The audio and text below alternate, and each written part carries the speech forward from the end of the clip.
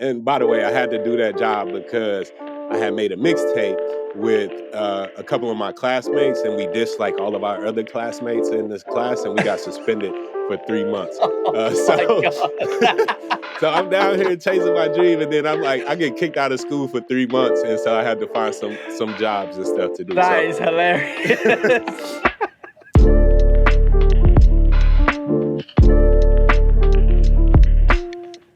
Yes, guys, what's going on? Mixed by Jocelin here, back with another episode of Mixed Opinions.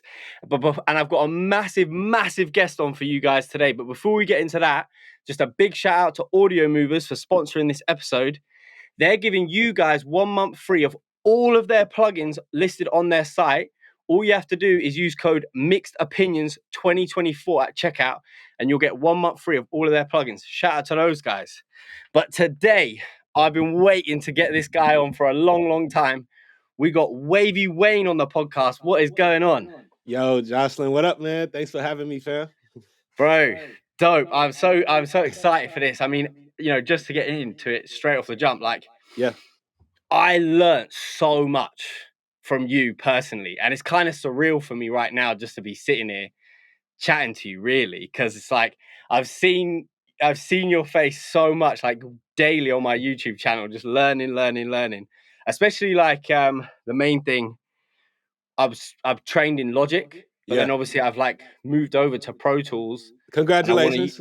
Yeah, well, not quite. I still do use Logic for a lot of stuff, but Pro Tools is like slowly becoming more and more of a frequent DAW that I'm using, especially for like Dolby Atmos. Okay. But you was the main source, I have to say, on YouTube, 110%. So, and the videos are just so clear.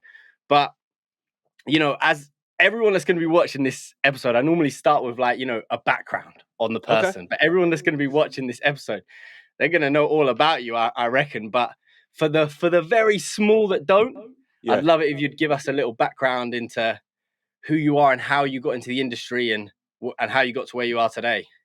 All right, Matt. So, look, I'll take it all the way back, man, to where I kind of first got introduced into music, period. I was like in the second grade. There was a program at my elementary school called Sunrise Conservatory where, students that wanted to wake up early and before school and go and learn and practice an instrument, you could do that. For some reason, I thought that was a good idea. So here I am in Sunrise Conservatory, like an hour and a half before school starts, like at school early practicing.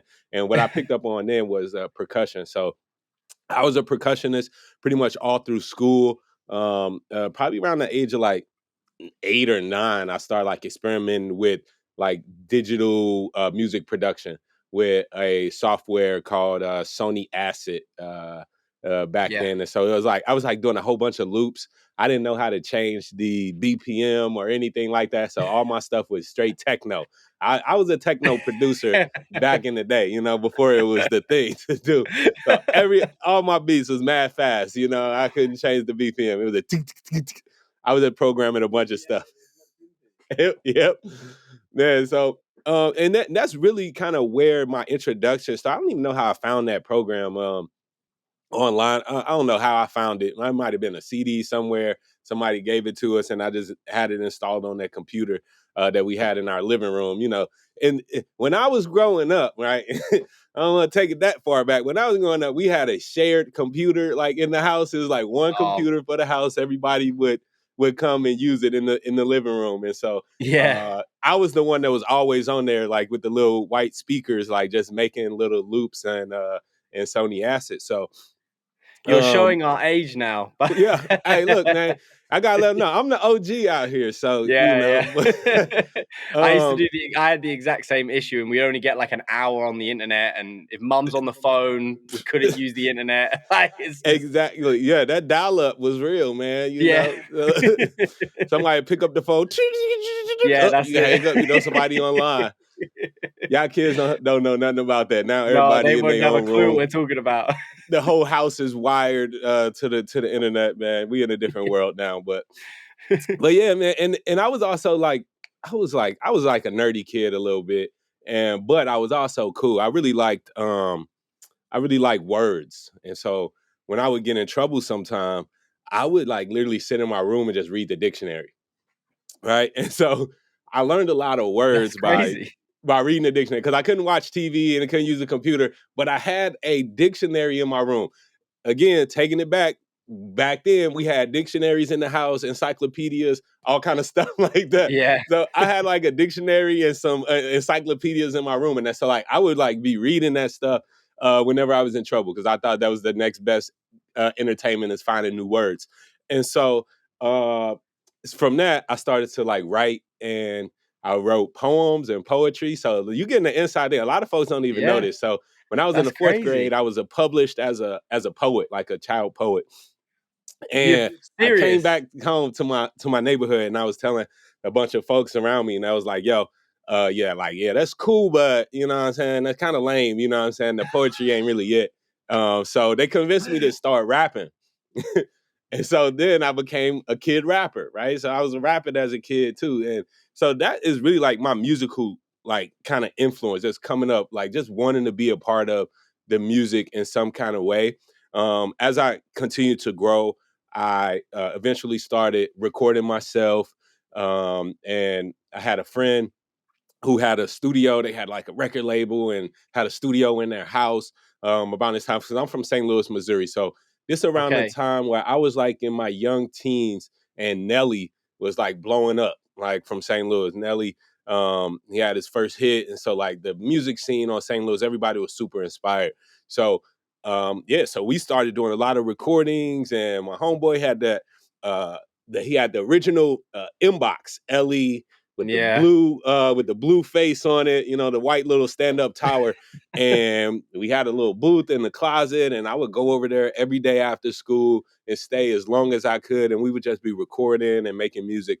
Didn't really know or have any training on what we was doing. It was just like, hey, you about to go in the booth, I'm gonna record you. I'm gonna go to the booth, you record me. So like everybody was kind of getting familiar with the equipment. It's just something that we had to do Yeah. to do what we wanted to do. Um, and yeah, and that kind of went on all through high school, and eventually I had to make a decision on what I was going to do after school. Mm. I always knew in my heart that I wasn't like going to be following some traditional career path or something like that. I didn't want to go to a traditional university or like do a business job or nothing like that. That just wasn't me. No. So um I was like at a crossroads. I didn't know what to do. And I found Full Sail, but I had found Full Sail a long time ago in the back of the Source magazine. All right. So Okay. Source magazine, y'all know what the magazines are. These are these little books with pictures and words that came out every month. Right. So We'll I give had him this some credit. We'll give him some credit. but the Source magazine in the back of it, they had this ad for Full Sail. And this, I think I was probably like in the ninth grade when I first saw this. 'Cause I was like, I was into the Source magazines. So I had that little card, and I reached out to them some way. I don't know if I filled it out and dropped it in the mail, like because it was like, yo, music production and recording and stuff like that. I was like, yo, this is dope. I'm in the ninth grade. I just sent it to them or I called them or something. It's crazy because after I graduated high school and I didn't know what I was gonna do next, one day, like after having like a really bad day, I get a call from my Full Sail rep, like a rep, like, hey, you signed up for this thing. Are you still interested in Full Sail? And I'm like, this must Can be a call from God right now. You know what I can mean? So can can I interrupt you for a second? yep. For like, because me personally and my UK audience, I don't think we know what for sale is. Okay. Yeah. Full Sail is basically it's a Full Sail University is a school here. It's in Orlando, Florida, in the I states see. that is based around music production, film production, you know, recording engineering, gaming. So it's like a totally different school than most traditional schools. And it was Right. like at the time they were really one of the only ones that were doing that, especially at that level. There wasn't many places where you could go to learn music production that was like acceptable, right? Right. So Yes. Full Sail was very reputable. There was a huge brand, and a lot of good talent was coming out of there. And so, like, that was the only place that I knew. And so, yeah, yeah, it's basically a college for Okay. people Right. that want to Cool. do recording and Yeah. music Yeah. production. So yeah, so they reached out to me just at the right time, and yeah, I end up saying, yeah, I want to go. I hadn't even visited the campus or anything. Right. I was working a job at a restaurant. Um, I sold my car, sold everything that I could to scrape up enough money, begged my mom and my grandma to sign these loan papers so I can go. And the next thing I know, within like a couple months of me getting that call, I was in a car driving from St. Louis down to Florida. And honestly, I never looked back from there. I knew I wasn't going back. I was like, yo, this is it. That's I'm gonna take amazing. full advantage of this opportunity. And I did. Yeah.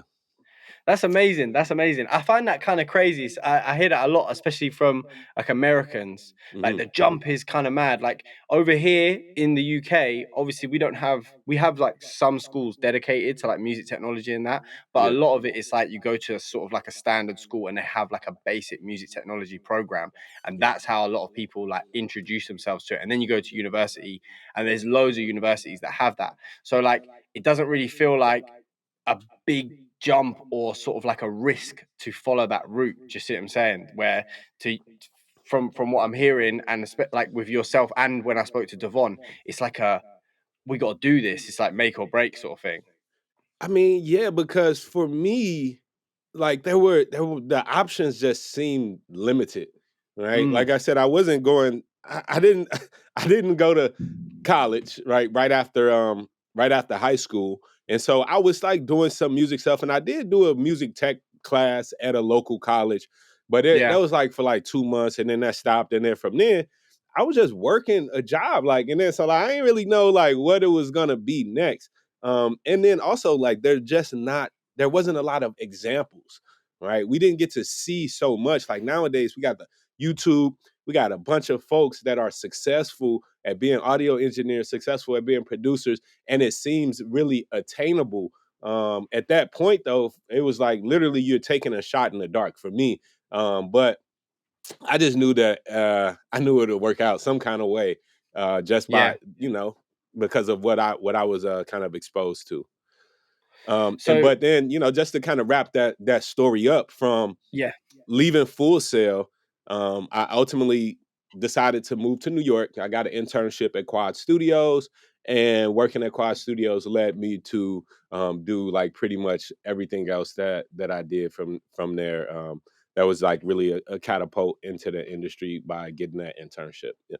Was there any sort of like standout sessions when you got that internship that sort of like really like solidified the fact that this is going to be what I do for the rest of my life? I mean, yeah, man.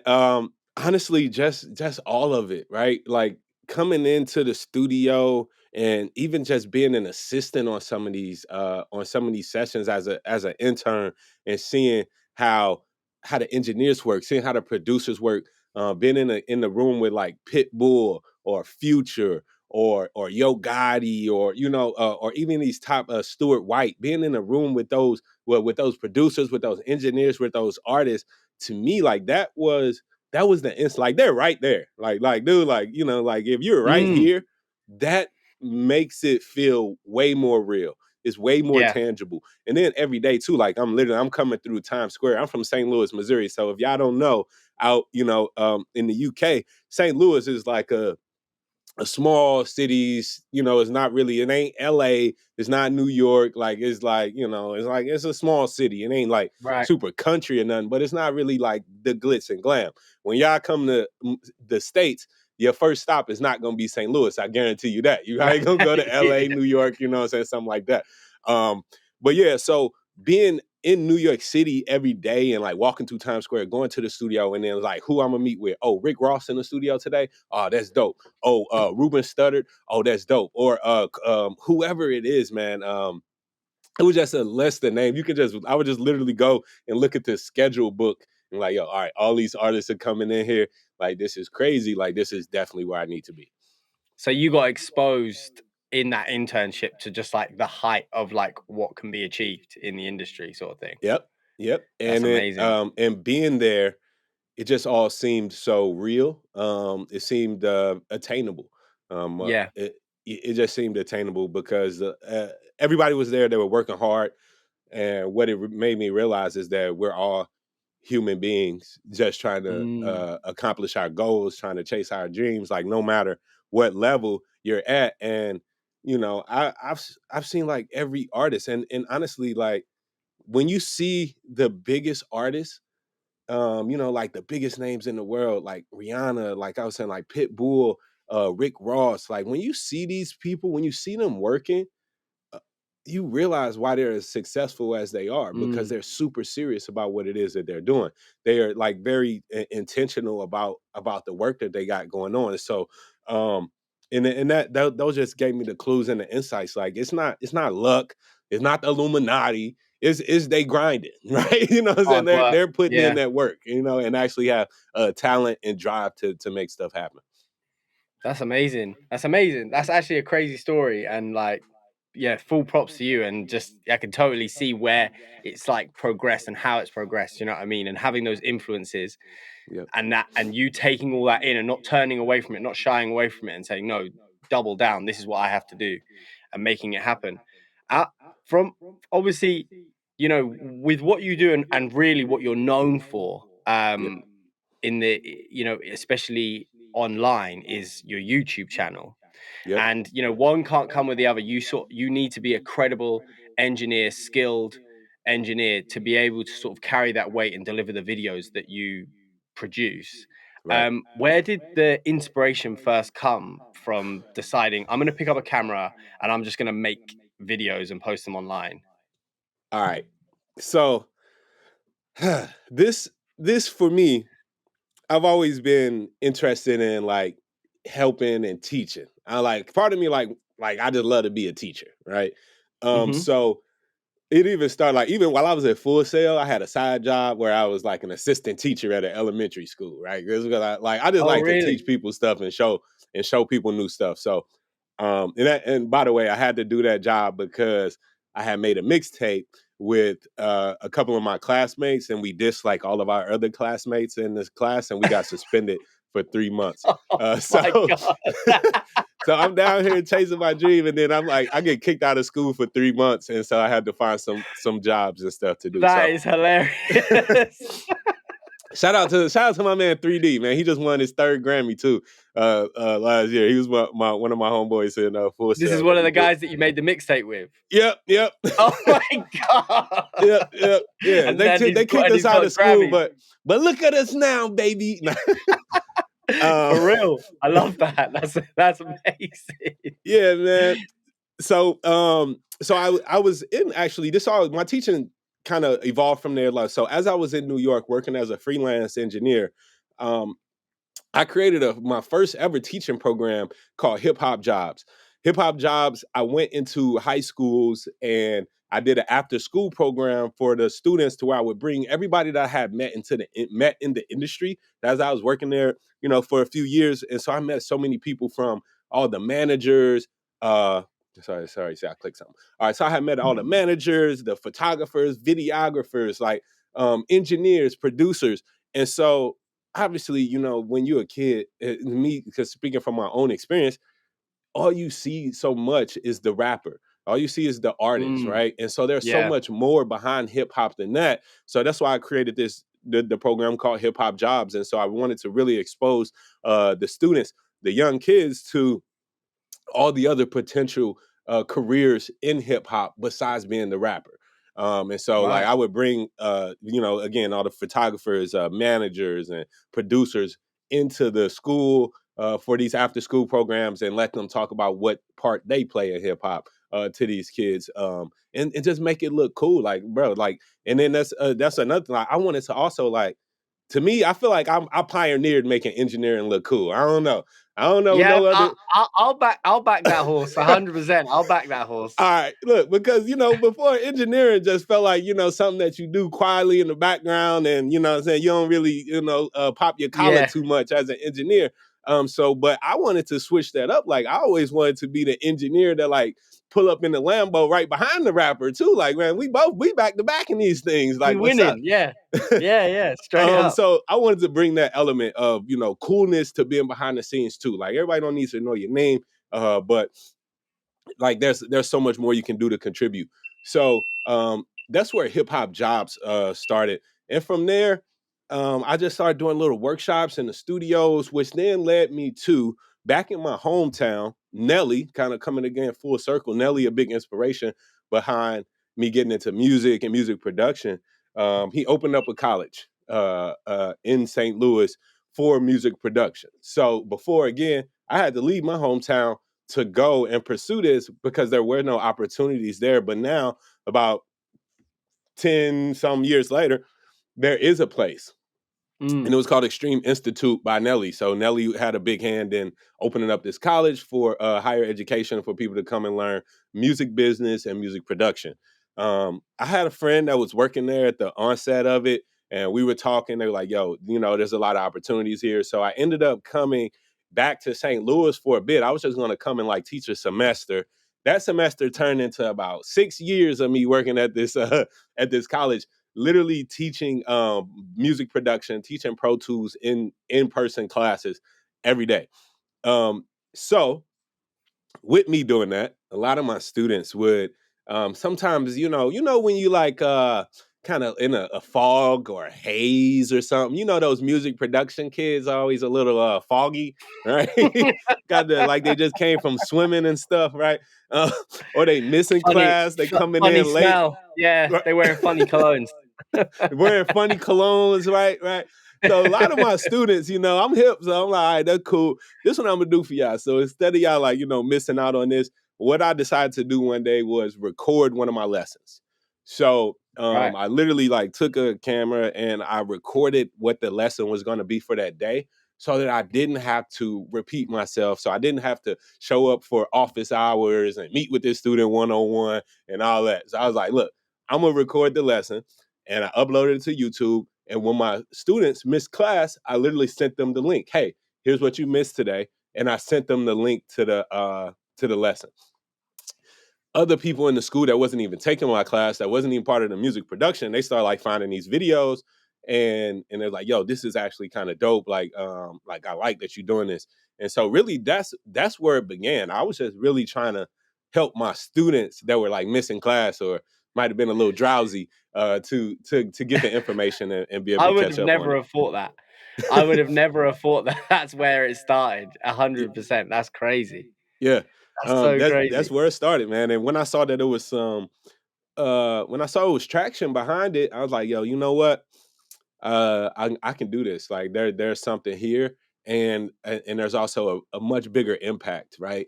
When I'm teaching in person, it might be like 20 students in the classroom at a time, right? So I can maybe get to what 60 students a day or something like that.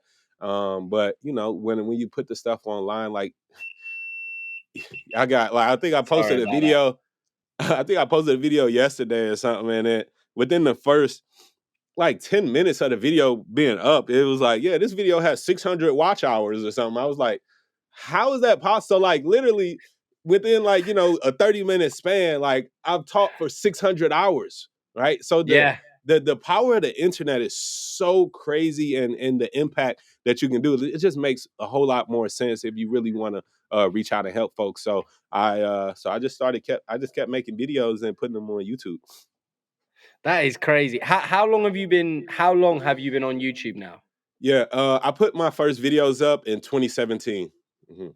2017. Crazy. Yeah, Y crazy. So So what's to that, be like fair, 7 years or something, 6 years? yeah, that's mad. It was so it that makes sense why you've been such a like a crucial part, obviously, in my learning periods Mhm. because for a long time, obviously, I trained stuff like that. I've been doing this for just over 10 years now, but Okay. professionally mixing about 7 years, I would say. Okay. So I would have been constantly there, like, someone sends me a recall, oh, they want to do it like this. And I'm like, how do I do that? How can I make the reverb big but still clear? And boom, your video would pop up. And then that Y would be the source. Do you see what I'm saying? So Yeah. yeah, that's crazy. That's, yeah, mad. And then, so obviously it's progressed. Because I take it you're not, or maybe you are, you're not still teaching, like physically teaching. I am. I'm not in person anymore, but I do like I have courses that I run online. Yeah, of So I got course. my Yeah, Pro yeah. Tools certification course, and and I meet up with my students, via Zoom and give them extra support online there, and then I also teach through the WAVY Elite, which is like my membership organization that we meet up again, but it's online, and again that impact versus I can have way more people that are being impacted at one time versus like meeting up in one space. So no, I'm not like going to a school every day and teaching. Yeah, you're Yeah, doing it through your own platform and through your own sort of like institution almost rather than someone else's. exactly. Yeah, that's okay. That's dope, man. That's dope. What one thing talking about, you know, Wavy Wayne as a business and Yep. as a, you know, because it's much bigger than just YouTube now, and Hmm. being an engineer. Like one of the things that I noticed that you started to push recently is you have your own audio shop, which Yeah. I find crazy. Like where did that concept come from and how did that like sort of like come about? Look, man, I'm gonna give you the inside details on this, and some folks might not like to hear this, but it's the truth. So, um, there were like as an influencer, which I become in the audio space as an influencer. I was getting a lot of brand deals and ultimately making a lot of money for companies. Like and like you Hmm. can see the return that they get a lot of time. That these companies are making a lot of money. And often when you're an affiliate or influencer, like you're getting a very small fraction of that.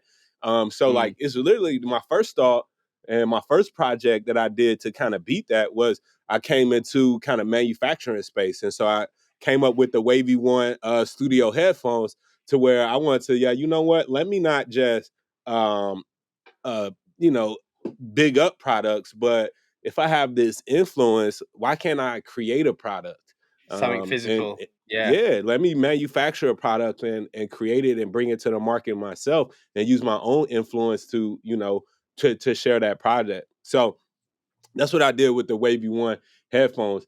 And honestly, the Wavy Pro Audio store, I feel like it's just my extension of extending the affiliate kind of reach, right? Like, no longer just being an affiliate, but also taking ownership and being able to curate customers' shopping experiences. So, you know, a lot of times if I send them to the big box stores, that's fine. They might not be getting the precise attention that I necessarily want them to have. So with Wavy Pro Mm, Audio, I like to carry products that I specifically believe in, products that I specifically use, products that I think are really helpful. And so like it's more of a boutique versus like a superstore, right? So that's what I'm yeah. that's the way Wavy Pro Audio is going. And honestly, like yeah, and it's something for the long term. Like I'm an entrepreneur, Yeah. right? And I'm a businessman, so I think about how so much of what scares me honestly is that like I built up a lot of stuff, right? I've done a lot, but the scary part is that it's all attached to the physical Wavy Wayne to my being. Yes. And honestly, I wanted to create products and businesses that could stand alone. Yeah, they have the Wavy Wayne influence behind it, but I want these businesses and brands to like live on their own. So longer after I'm gone, I want Wavy Pro Audio to be the spot that you can come and trust to buy your Pro Audio equipment. I want the Wavy One Yeah. headphones to be a brand of headphones that stands up next to any other quality studio pair of headphones. So whether I'm on A it true or making legacy. videos or not, you know. Yeah. Yeah, a true legacy, like something that a stamp within the industry, like Yep. that isn't moving anytime soon. Do you know what I mean? Like a name like Avid that is just like home in everything. Do you know what I'm Yeah, saying? Like exactly. Like Rupert Neve, that's dope. man. Yeah, Look, exactly, exactly, Rupert Neve been gone for a minute. But everybody his name gets mentioned every single day in exactly. every Yeah, yeah. studio. Somebody says Neve in some kind of way. Mm. I actually had the privilege, like, and I knew how important it was at the time, but Mhm. and now I have so much more of an appreciation of it. I actually had the privilege of being able to speak to him and talk to him Nice. on a call like this, which was just incredible. And obviously, now he's passed away, Yep. R.I.P. Like, it's rest in peace. It means even more. Do you know what I mean? That I was able to talk to someone with such an influence. Yeah, Do you know what I mean? huge. And this is for me personally, this is why I like doing this. Do Yeah. you know what I mean? And expanding it and telling the stories and just opening the industry up to, like what you said, we can be cool, you know, everyone's got different stories. We're all just people, and this is what it's all about, and just growing the community even further. But you know, and really my drive at the moment is the UK, because in America you guys have it like locked in and dialed. Like you, between like you and Devon and Decap and all these guys, like you've created such a cool like scene and community around audio and engineering, like that it's seriously lacking, I feel like, in the UK. Do you know what I mean? There's just not enough of it. So it's like, Yeah. you know, I'm trying to do what you guys are doing over Hey, there and make it cool, you know. yo, and you doing the right thing, man. You spearheading it, and you know, another like huge driving factor for me. And I was talking with Sanjay, and he kind of felt the same way. It's like I feel like I'm like the Robin Hood of audio. um, Mm, because when I went to Full Sail, man, and no shade against Full Sail or any other schools, like to me, like I already told the story how that changed my life and helped, put mm, me in position. But when I went there, I was like nearly 100 grand in debt as a, yeah, an 18-year-old, 19-year-old kid. And like my mom and my grandma, like they were the signers on those loans, and it put stress on our family, right? To go through that kind of debt and try to figure out how we're gonna pay it back. And then I spent years as an intern and after school. I'm interning and then assisting and then freelancing. And anybody that went down that path, you're probably not making too much money no, in those if first any, 10 years, right? yeah, um, it was a stressful time, man. And so like I literally, when I get on YouTube and I make my videos, like I'm literally giving away the $100,000 education that I paid for, right? exactly, Because I see the value in doing that, and I just want to, if I can save a couple of people from having to, go through the stress that, being in debt causes on a family. If I can save a few people, that help them get to their goals faster, and then that's, to me, it's all worth it. So I think that's another part of what I do. And oftentimes I'm out, I'll see somebody, and one of the first things they like when they tell me like, "Yo, man, I've learned so much from your videos. I got my first job at a studio because you helped me out. I'm working with this client. Yo, I just worked on this Grammy nominated project because I watched your videos and all this." Like, look, that to me, like that's my reward, that's my payoff. That's what gets me to turn yeah. the camera on every day. Yeah, that's crazy. That is such a nice way of thinking about it as well, and it's so true. Like when I actually think about it, it's like you know, with the a mass of information now on YouTube, thanks to guys like yourself, you know, you can totally learn it all by yourself. Like, and I feel like for most part, you know, even me when I was at school, I learned a lot from my school, but like when it came to actually learning how to mix, use my ears, and the real in depth, you know, meaning and usages for these plugins like compressors and reverbs and stuff like that, it all came from YouTube. Like it legit did just come from YouTube. Do you know what I mean? Hey, And YouTube University, man. exactly, yeah, and I think it's only getting more and more recognized. Like you fully can just break into the industry now without any education, and it's almost become like cool to do so. Do you know what I mean? Like to be that DIY producer or that DIY engineer. Do you know what I mean? Yeah, I mean, it's definitely cool to do it, and it's definitely possible. Um, every path is different for everybody. I think that the growth of YouTube and the education that's on there, it just offers another avenue because everybody learns differently, right?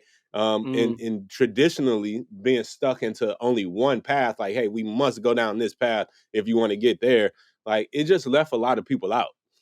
yeah, So by opening up more opportunities to learn, more different ways to learn, more different types of people to learn from, then it's going to just include so many more folks, man. So yeah. that's why I think it's important to keep doing this kind of stuff for sure. 110%. I couldn't agree with you more. I obviously do agree because I'm trying to do it myself. Do you know what I mean? Like I want Nah, to you do doing it, man. exactly what you're I doing. see your You know, content too, man. I've been before you ever reached out and tapped in. Like I've been watching and learning from your videos, and just peeping what you're doing. Like the quality is up, like the content, it all makes sense, and like it's really good content that you're doing. So like, man, I definitely, appreciate that, man. yeah, That you means a you lot finding coming the from right you. spot. Yeah, that does mean a lot coming from you. I really do appreciate that. I mean, for me personally, this really did start like I've been dabbling with it for like a couple of years, but it really started when I went to Nam last year. Okay. I don't know if you remember. I had a bigger beard, but I met you in person there, Yep. like just briefly, just said cool. I saw you and I was like, bro, I have to say cool.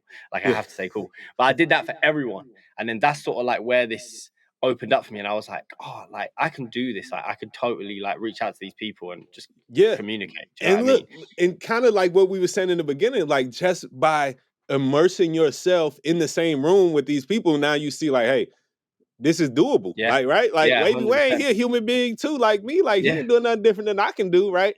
And so, yeah. like, that's the thing. Sometimes you just gotta put yourself in the position, find ways to get next to the people that you know that you want to like aspire to do whatever they're doing or whatever Mm. it is. Like, get in those situations so you can kind of decode it a little bit, and then it becomes so much more attainable.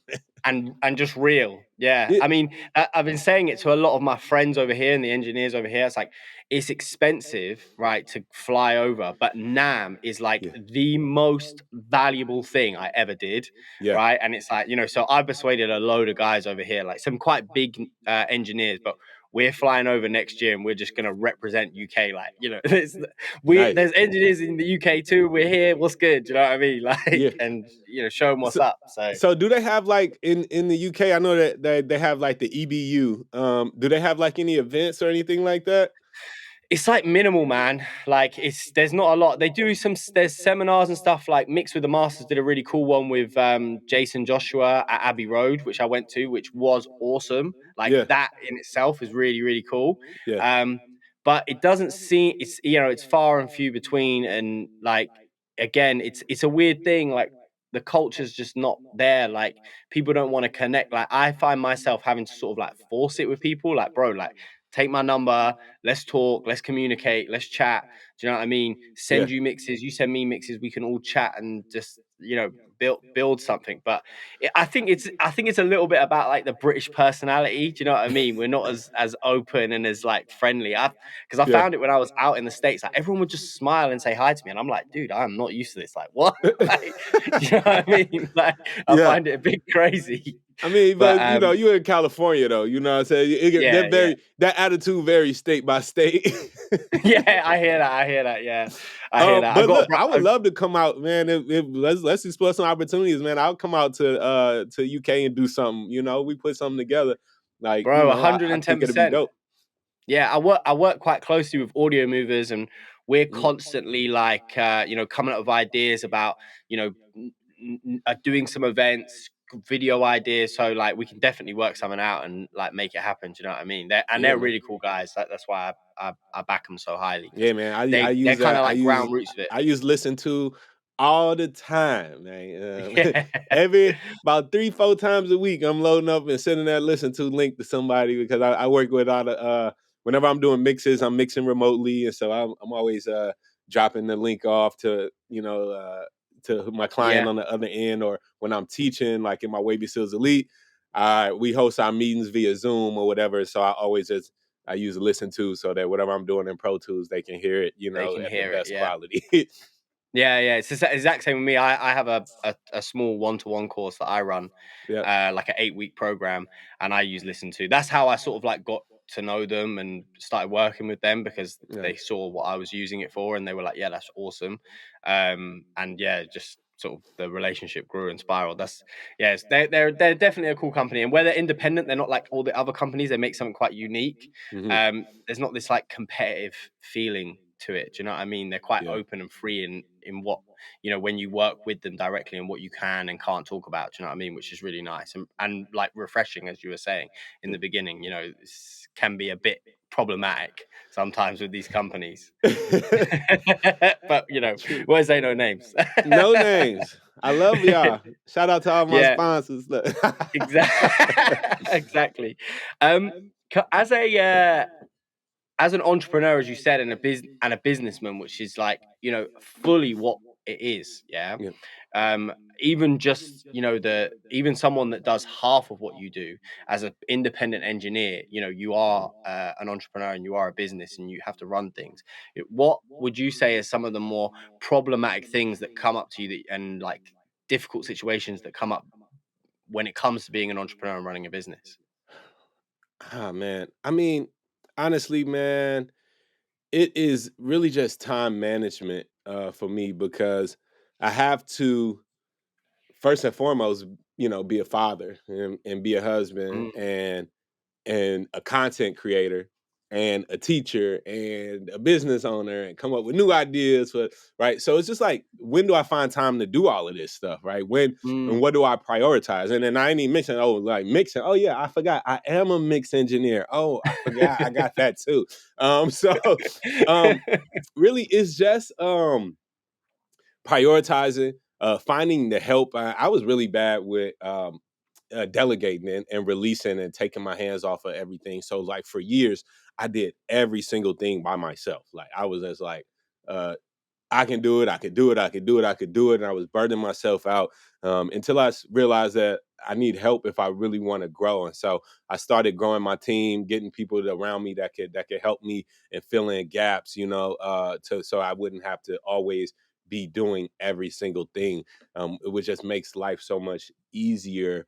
It doesn't not too much easier, but it does help. It helps us to move stuff forward a lot more quickly Mm, and more efficiently. So to me, that the one of the biggest challenges is just because all of this, every project that I start, I wholeheartedly believe in it. It's my baby. I grew it up from a little infancy, like a little idea, into whatever it is now.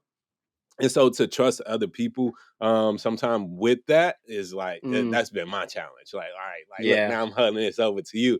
Like, yo, I don't even like dropping my kids off at daycare at school. Like, I'll be like, look, now I'm checking and double checking the teachers and all that. Like, let me make sure you appropriate because this is my baby, okay? Yeah, of So course. and I feel the same way with the work. So yeah, time management is probably the biggest thing. Figuring out when to create content and when to work on the business, like all of that stuff is that's the challenge, man. Yeah.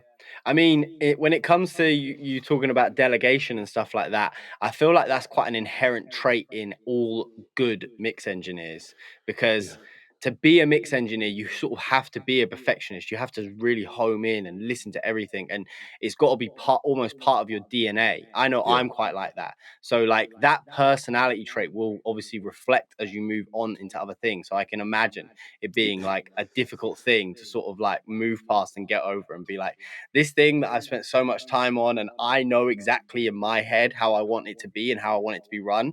Like, Yeah. can you do that? Like, do you know what I E- mean? Like, is that something you can take on?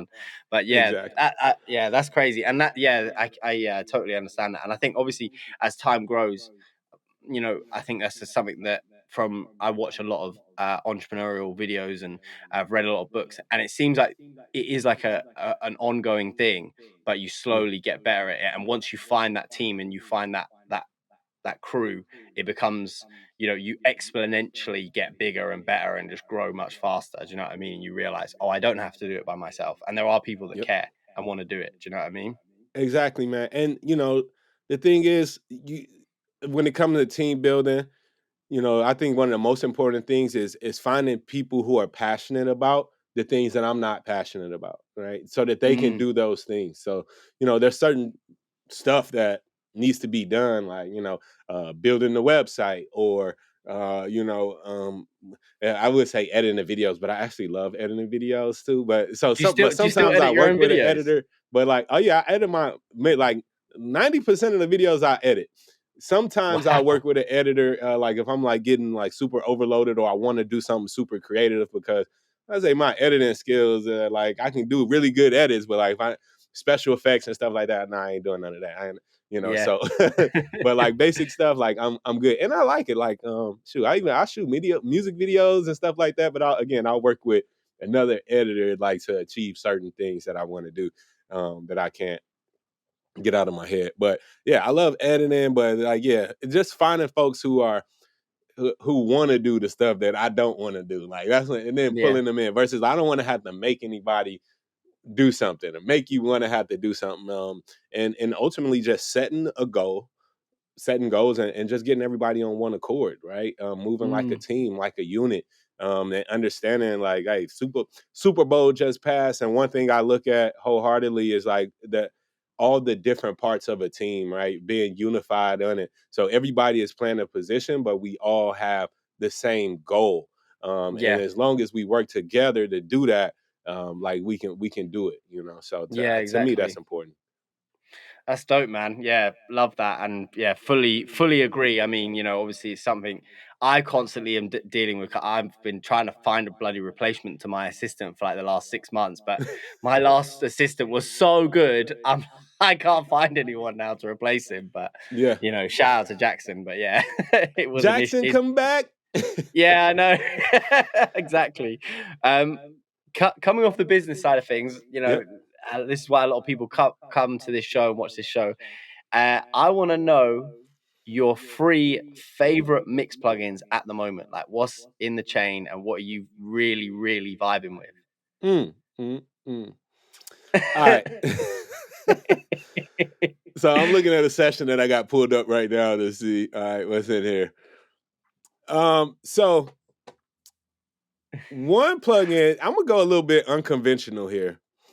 One plugin that it's not necessarily in the mix chain. It's like at the end of the mix bus. It's the can Okay, opener plugin. Can can opener opener. 3. Have you heard of this? No, I haven't heard of that, and All that's right. I'm a bit irritated at myself. No, it's all good. Ben Thomas actually put me onto this while at NAM. Ben Thomas, he's famous like work with Lil Uzi Vert, stuff like that, right? He he put me onto the can opener. Now, can opener, what it does is literally a crossfeed plugin that when you're mixing in headphones, it just literally cross feeds like some of this left signal over to the right side of the headphones. A lot of like people who are mixing in like immersive formats like Dolby Atmos and or just Mm, mixing in stereo when they're using headphones, sometimes the stereo image is not exactly accurate. Well, it's just not when you're using headphones no. because if you pan something to the left, it's all the way over to the left. It's only coming out the left side, or pan something to the right, it's only Yeah, there's coming out no the proximity. Yeah. exactly. So by using a plugin like Can Opener on your mix bus or whatever, like you can then simulate or get a more like kind of realistic environment for when you're mixing the headphones because you get that cross bleed between the left and the right channels. So that would be one of the first things. Like obviously I'm in the studio a lot, but I'm always checking my mixes in headphones. And sometimes like this is my home studio. A lot of times like if I'm working on something, I might just take my laptop upstairs and be in the kitchen or whatever just because I want a different environment just to be working in. And so if I bring my headphones out, I'll put that can opener plug in on it, and then so it really just gives me like a much a sharper stereo image, a much more accurate stereo image when mixing in headphones that I enjoy. So shout out to Ben I'll have to Thomas for check. putting me onto that. Yeah, I'll have to check that out. That actually does sound really interesting, because it's one thing I really don't like mixing in headphones. Like, I try to, obviously we have to do it, but I avoid it because I'm just like, oh, just like it's just a balance and stuff. Most of the time, I'm just sort of like I'm mixing my DT 990s, and then I'll Yeah. reference in like the standard stuff, the AirPods and the AirPod Maxes and all that stuff, just to make sure that it's like translating well. Do you know what I mean? Absolutely. Um, yeah, so the other plugin is from Arturia, and Okay. it's the Yeah. Rev Intensity plugin.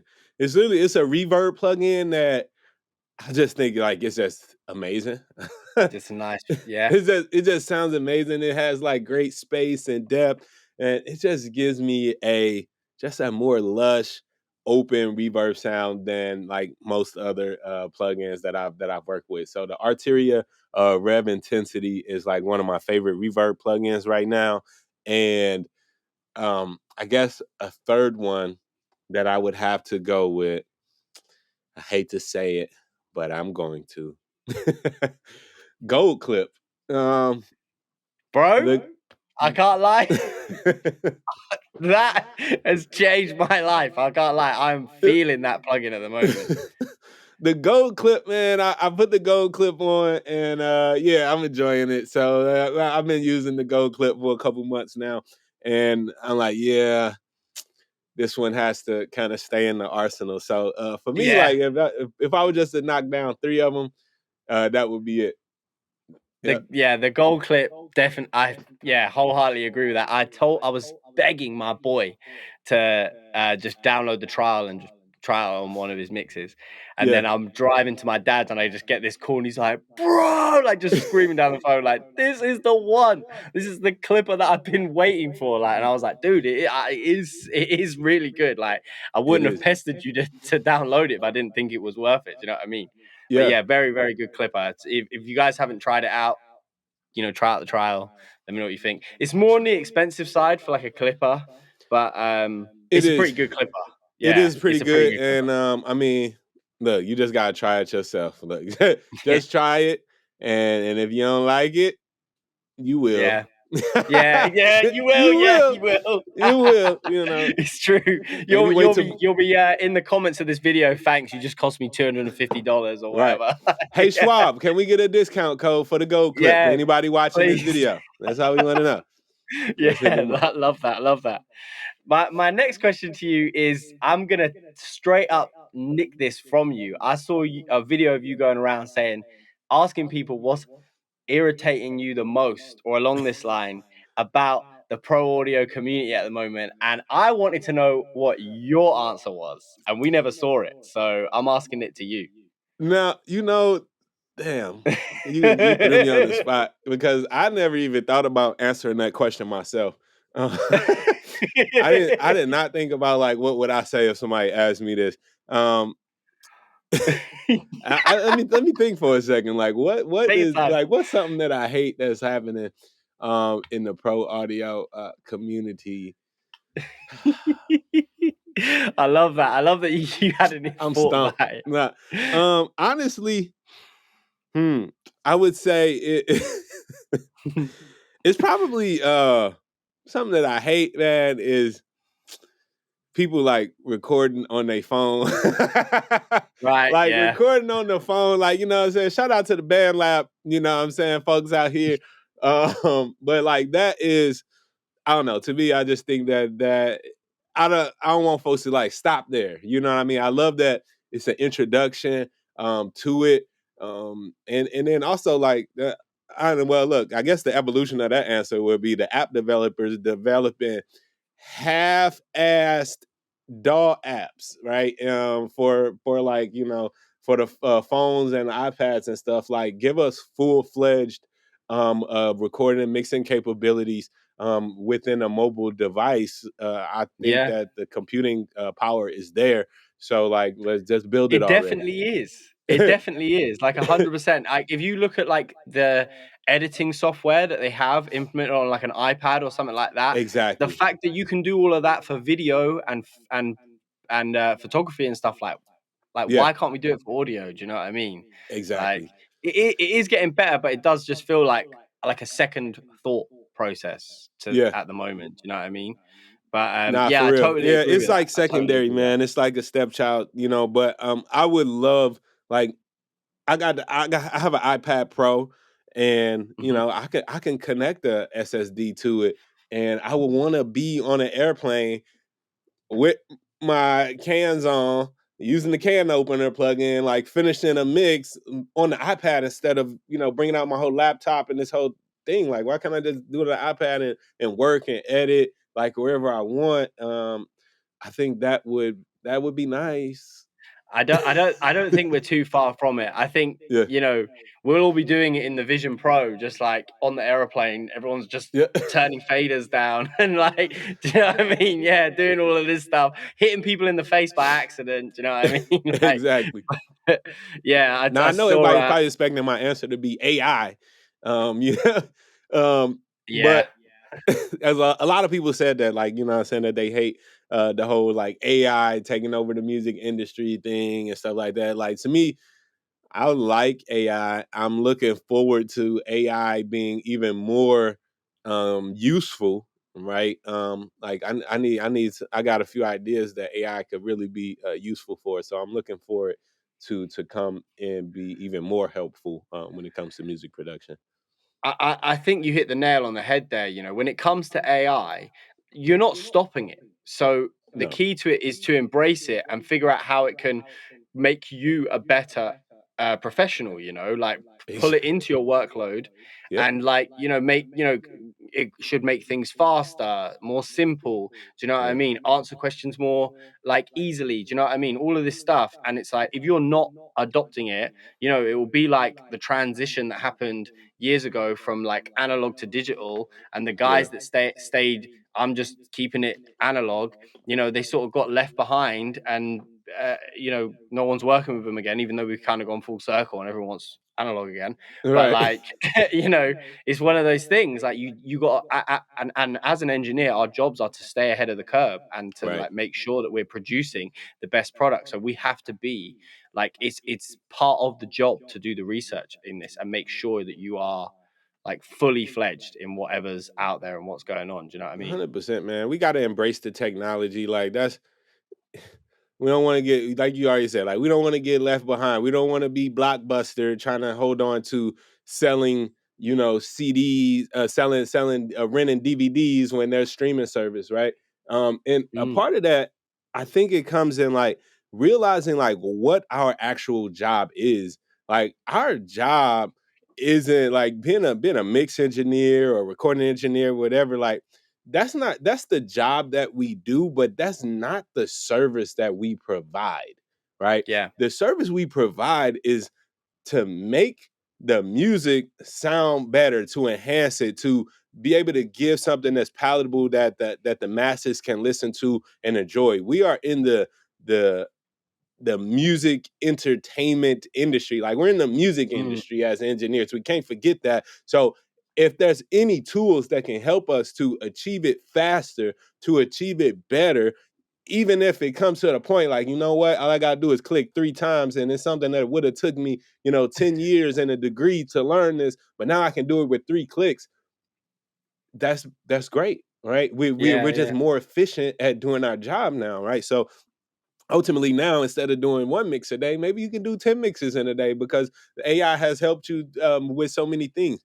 Now of course there's the artistic element that we're not going to ever get away from, and there's always going to be the need for human touch, for human input, for for the human feeling, because I use chat gpt all the time, man, and it just ain't right. You know what I'm saying? no, Like, yeah, yeah. not like it's kind of close, but it's like it gets you like 50% there. You still gotta go put that other 50% in. Like, it, and now it if you doesn't have the just putting feeling, something in you know. Chat GPT, copying it and pasting it off into, like, man, we can feel that when you read something, you're like, Yeah, something ain't right.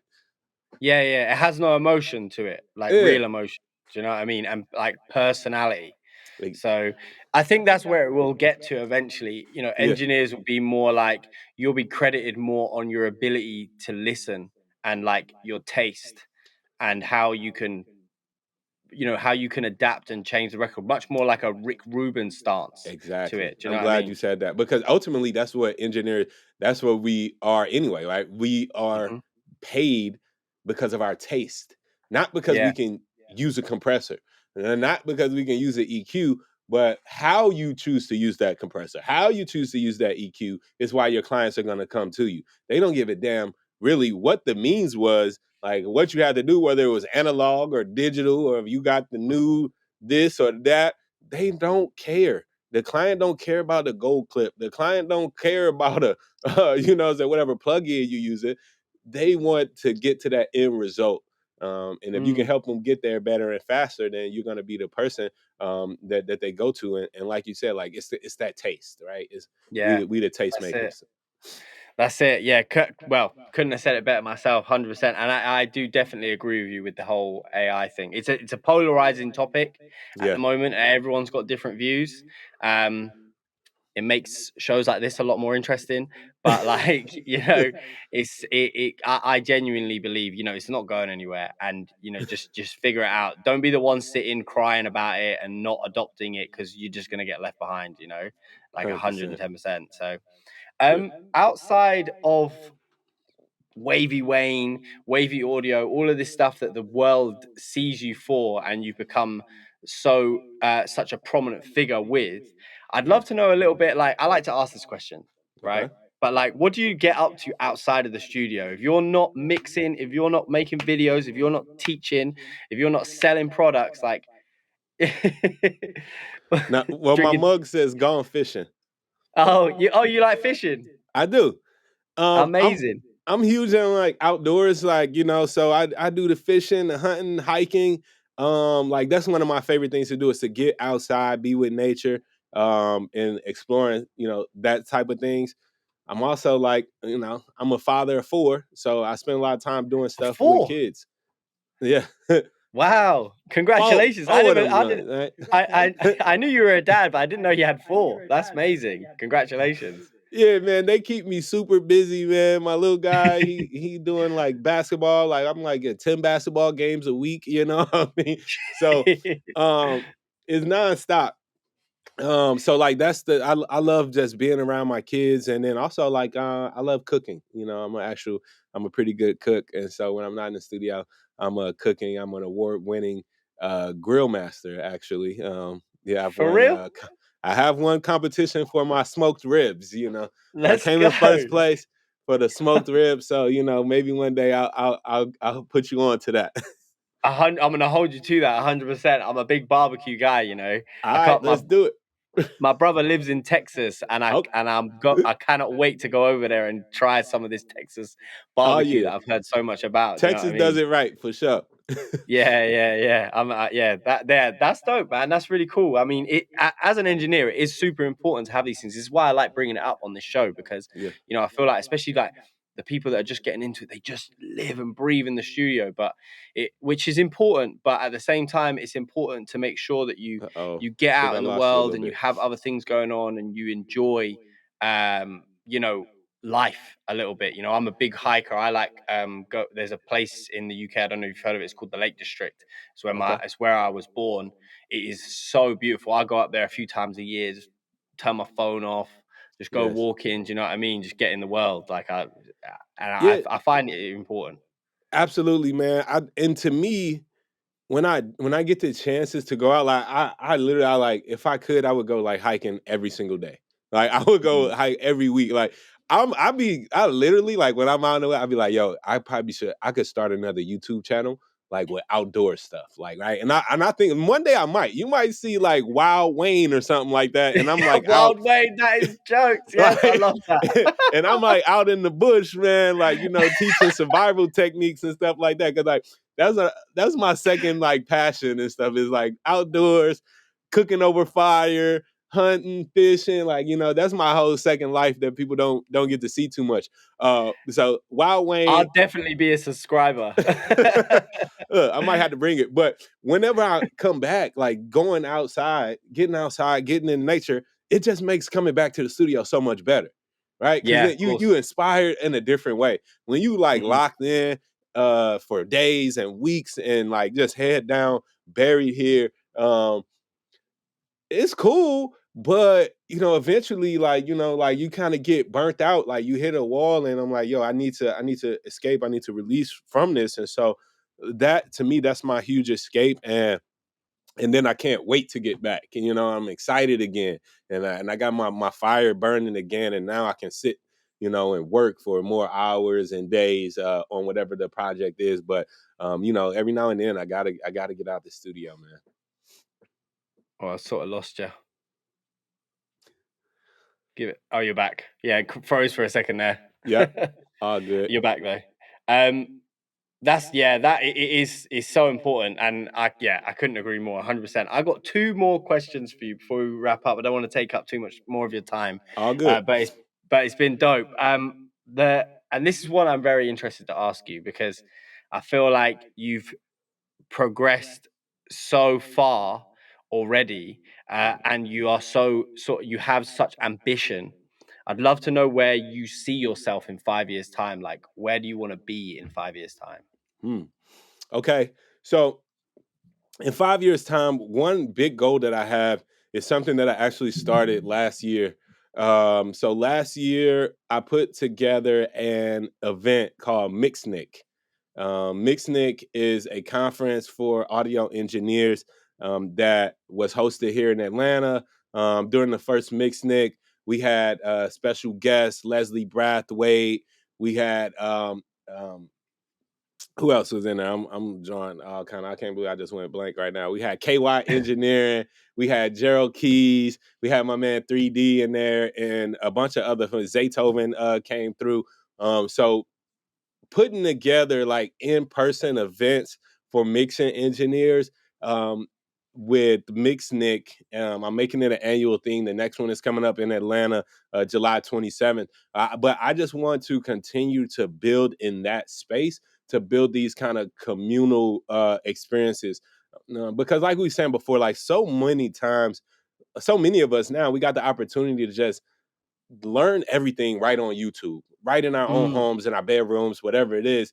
And we're missing out on that connection with other people. We're missing out on that connection with other engineers. And for me, honestly, like, yeah, my formal education was good, but it wasn't until I actually got in the studio next to these engineers, next to these producers, that I really started to understand the processes, right? Reading something in the book or watching something on the video is one thing, but sitting next to somebody doing an apprenticeship and an internship, like that really to me, that's the fast track to learning. That's the fast track. And Mm. then having that peer review. So there's also another reason why we got the Wavy Seals Elite. So growing the communities like the Wavy Seals Elite, growing the events like the Mixnick, and also, growing the Wavy Pro Audio Store, bringing more brands on, and just literally curating the store. I'm working on building AI shopping experience into our website to just make the shopping like more intelligent and smarter and easier. So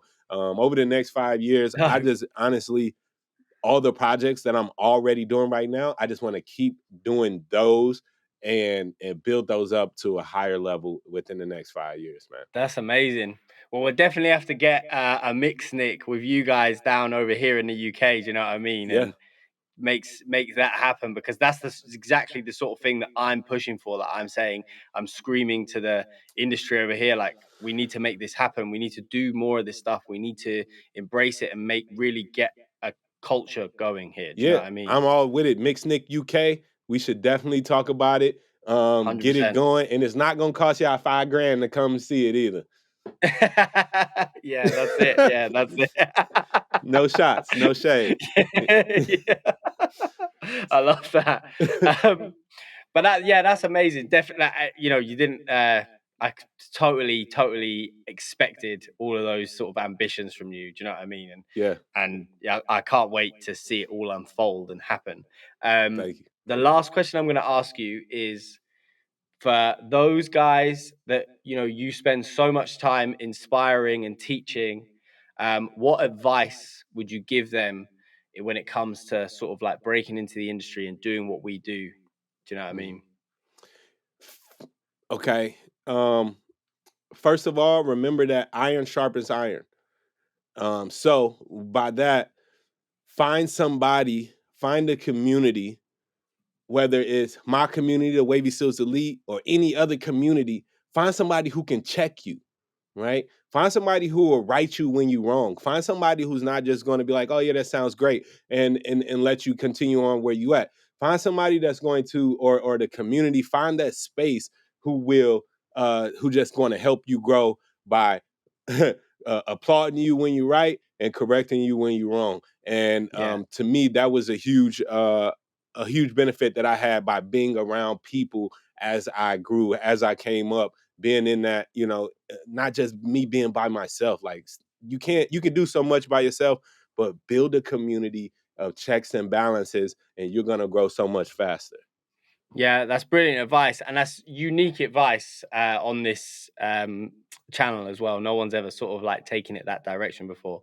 That's really cool, man. And Thank I couldn't agree more. Like, that's definitely been something that's massively helped me growing up, like, and becoming an engineer. Like, I have one of my closest friends, Pro on. Like, we sort of came up together, and we would constantly be trying to like better each other, share each other, give each other advice. Do you know what I mean? And then, you know, finding mentors and stuff that are truly like in it to care about you and want you to succeed, you Yep. know, and will, like you said, sort of G check you and say, you know, I don't know if this is the thing that is right, or, but this is good. You see what I'm saying? And all that stuff. So, Yeah. yeah, that's really dope You don't need advice, man. nobody that's 100%. you know, stop playing your mixes for your mama. You know what I mean? Like she go, oh, this sounds so good, sweetheart.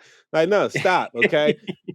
Find somebody else to listen to that joint that's gonna pick it apart, hurt your feelings a little bit, and then let you go back and get better. Yeah, 100%. And there's places like this, you know, there's communities growing like on Discord and places like that. And, you know, even, you know, you could dive down into the comments of one of Wavy's videos and find people that are like-minded and, Yep. you know, reach out to them and contact them. Do you know what I mean? Yep. So, 100%. but thank you so much for coming on, man. Honestly, it's been a pleasure. It was an episode that I had on the top of my list from the jump when I Nice. first came up with the idea to do this. So I really, really appreciate it. Yo, I thank And you. everyone watching this video probably already knows all the links, but I'm going to have all of the links to Wavy's stuff below, his Instagram, his website, all that good stuff. So you can check out all of the things that Wavy does. Yeah. And if you like this video, please give it a like. If you have any comments, leave them in the comments below, and make sure you subscribe if you haven't already. And I will catch you guys in the next one. Safe. Peace.